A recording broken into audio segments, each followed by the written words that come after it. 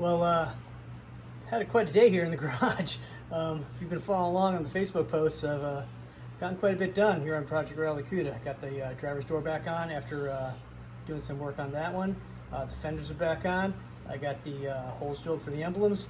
Everything's lining up good. Just getting down to the last little bit of body work that we need to do so we can straighten this car right out, get it onto high build primer so we can start block sanding it.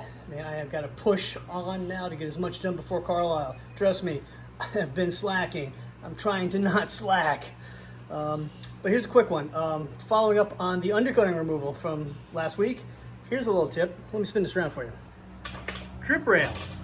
Yeah, this is fun. See, I've already removed a bunch of it. You can see down in here that water gets down in there. Because this stuff dries out into cracks. You can see that rust starting down in there. I mean, it is just, you know, rust gets everywhere. Water gets everywhere.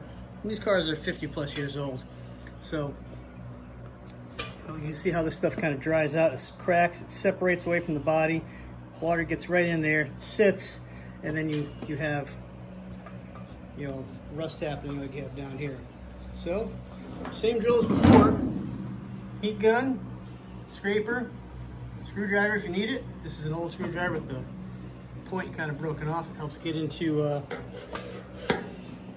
way down in here to get the rest of that stuff out. And of course, handy dandy wire brush.